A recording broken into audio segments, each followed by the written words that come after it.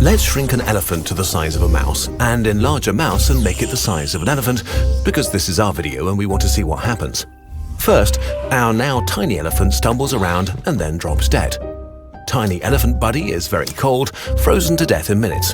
Our giant mouse looks very uncomfortable for a moment, and then it explodes, leaving hot mouse insides everywhere. Why? Because of size.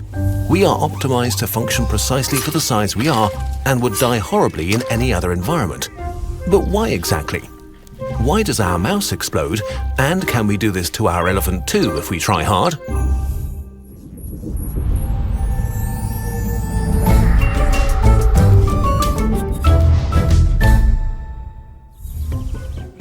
Life on this planet is based on cells.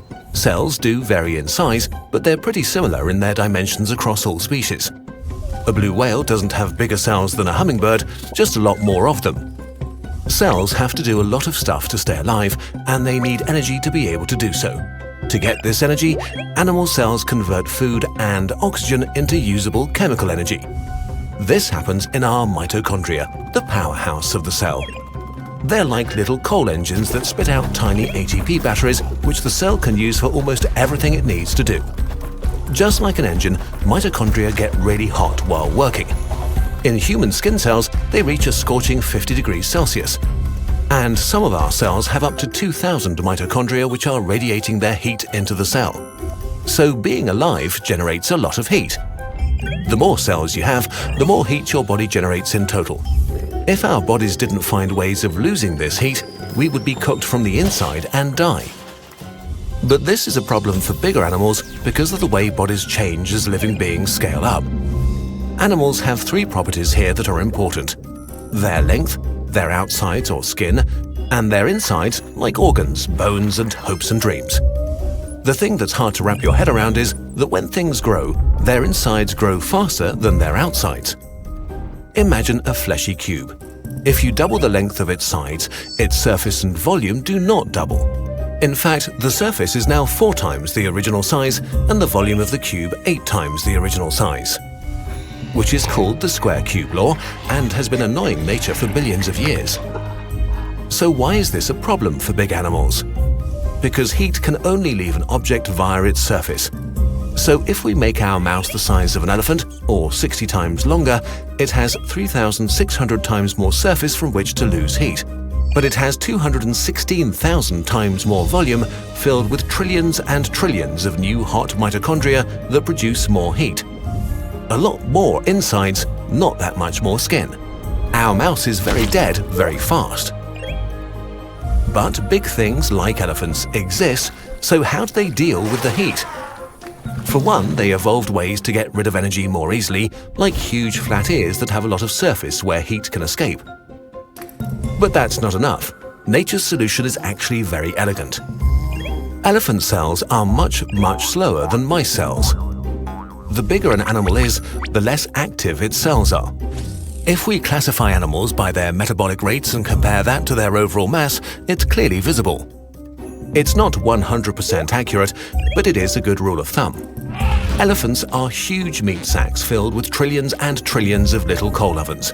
So they keep the ovens just active enough to keep them running and never at full power. Their whole metabolism is slow. Things move at a nice, chill pace. Small animals need to go the exact opposite way. If you're small, you have a lot of surface area compared to not a lot of volume. You don't have a lot of cell ovens and lose the heat they produce very fast. So very tiny mammals came up with a very extreme solution. Meet the Etruscan shrew, the smallest mammal on Earth. A mole-like thing that's more closely related to hedgehogs than to mice. With a body length of 4 centimeters, it only weighs about 1.8 grams, as much as a paperclip. It's a tiny, ridiculous being. It would basically cool off immediately, so its cells run on overdrive to stay warm. Its tiny ovens are filled at maximum capacity. Its heart beats up to 1,200 times a minute, and it breathes up to 800 times a minute. This creates an extreme need for energy, so the shrew has to eat constantly. After only 4 hours without food, it starves to death. And while an African elephant consumes around 4% of its body weight in food each day, our shrew needs 200% of its body weight in food a day just to survive. Imagine having to eat 2,000 Big Macs a day, more than one a minute. Fun for a while, but then not so much. So a cubic centimetre of shrew needs 40 times more food than a cubic centimetre of elephant. If an elephant's cells suddenly become as active as the cells of a shrew, a crazy amount of heat would be generated. All the liquids in the elephant would suddenly start boiling, and then it would explode in an impressive explosion of steaming hot, burning elephant parts. In reality, before an explosion occurred, the proteins making up our cells would probably be denatured and stop producing heat. But a meat explosion is much more fun than melting an elephant into a mass of hot goo. Regardless, the scaling of the speed of metabolism happens everywhere, even in places we don't expect, like pregnant women. A baby in the womb of its mother behaves as if it were a part of her. Its cells have about the same metabolic rate, the same speed of life as its mother's organs. It is truly a part of a bigger whole rather than an individual. Until it's not anymore.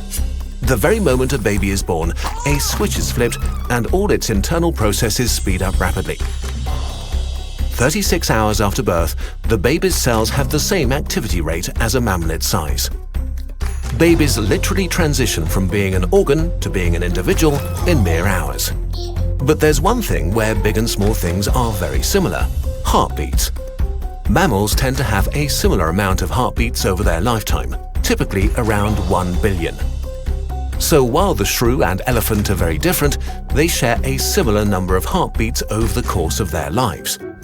Their speed of life is the opposite and somehow still the same. And for a video in which we made elephants explode for no good reason, this is the most romantic ending we could come up with.